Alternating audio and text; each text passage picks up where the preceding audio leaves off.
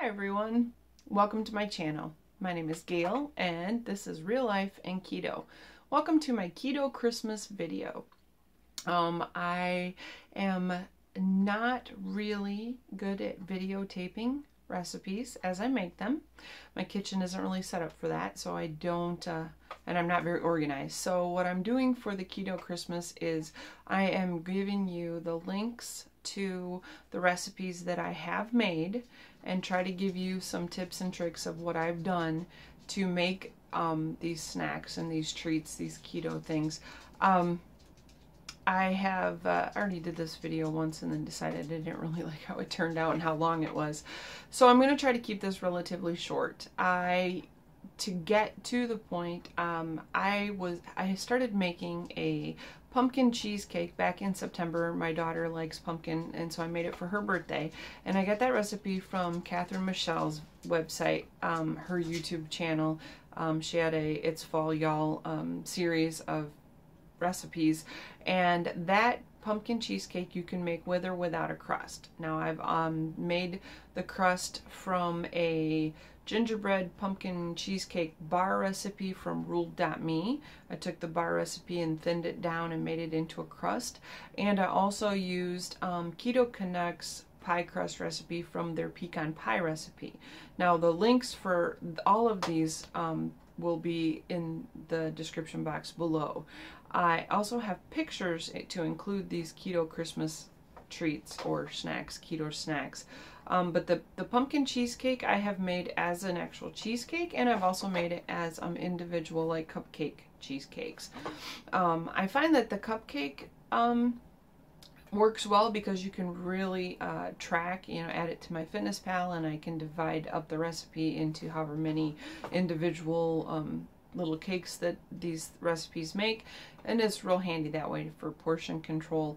But I also make ruled.me has a mug cake that I have times 4, and add extra either water or heavy whipping cream, whatever I have on hand, to loosen up the batter, because if you make it strictly as a mug cake, it comes out more like a brownie texture, and to make it in a cake you need it a little more loose, a little more batter like, as opposed to brownie batter. I go to ruled.me a lot for a lot of their recipes. Some of the tweaking that I do with my recipes is I do add oat fiber sometimes, like a couple of tablespoons, or xanthum gum. I may use a teaspoon of that to help thicken or firm the texture up a little bit.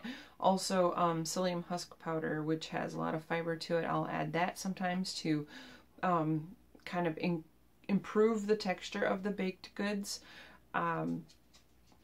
I used ruled.me's Amaretto cookie recipe. They just posted it within this last week. But I took that, and yesterday I took out the Amaretto seasonings, like the almond extract and the cinnamon and different stuff like that. And instead I added 2 tablespoons of cocoa powder and a cup of sugar-free chocolate chips. I doubled the recipe.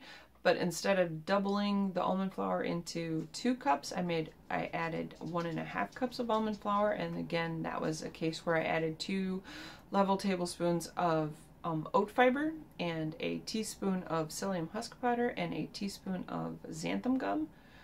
Might have been half a teaspoon of xanthum gum, just to improve the texture of the cookies so that they were more cookie-like, more like a traditional cookie.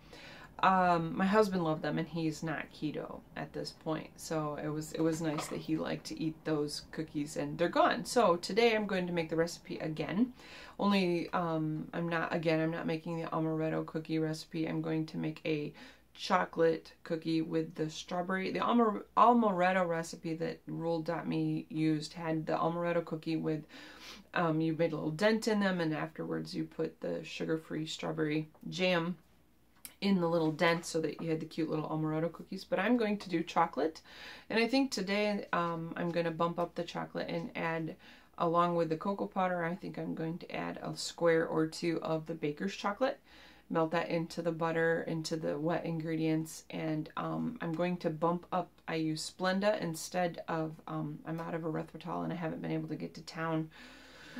Excuse me, my dad had to drive me to the little town, which is like 5 miles away, because we got dumped on and we have 14 inches of snow over the last 2 days. And that's about par for course. My birthday was Friday, and generally speaking, there's a storm during my birthday.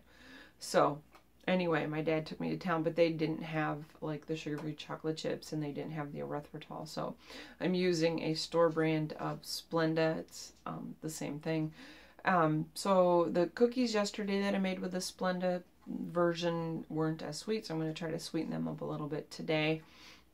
And I also have a recipe in the link below for a cream cheese frosting that came from My Keto Kitchen. It's not a YouTube, it's just a web page that has a spiced cake recipe. I didn't make the spice cake part of it, but I did make the frosting. I doubled the frosting and used it. I've used it on my chocolate mug cake recipe when I made it into a full cake, and when I made it into cupcakes. So that comes out really handy. It's a nice cream cheese frosting that's low carb. And I was trying to make sure I have my little notes here. I also made a cream cheese, a cheesecake that was a maple walnut cheesecake. And I baked it, and now it fell in the middle, so I filled it in with heavy whipping cream, whipped up, of course, you know, and sweetened.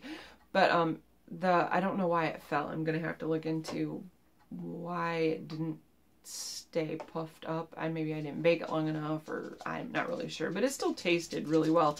And what I did with that is I made a standard cream cheese recipe. I'll find the page for that, and I added a teaspoon of maple syrup extract, maple extract, not maple syrup, maple extract. And then after I was done baking it, I drizzled it with pancake syrup, and I had crumbled up, or you know, chopped up some walnuts and sprinkled them on top too. So that turned out really good. And it's a pretty easy cheesecake recipe, so you can do whatever you want with it and add whatever flavorings. My daughter cannot have anything with citric acid or lemon in it, so I didn't put that in the recipe. I used the maple extract instead. Maggie, go lay down, you big tubbalub. Anyway, so but I just wanted to do this quick video and hopefully get this loaded up quickly, more quick than the last one. And the links will be below. Don't be afraid to try stuff with your recipe. Don't be afraid to tweak it. I've botched a few recipes, but less is more. Don't go crazy when you're switching out, you know, or increasing or adding oat fiber or adding those kind of things. Just make sure that you increase your moisture if you're going to add those things, because it's to get the right texture, you're going to need more moisture, more butter, more heavy whipping cream, more egg or whatever. If you increase like coconut flour, it's very absorbent, and it likes fat, it likes egg, it likes heavy whipping cream. So you're going to want to increase that if you tweak with coconut flour. So I'm going to stop this and try to get this uploaded, because Christmas is a week away. So everybody have a great day, and keto on.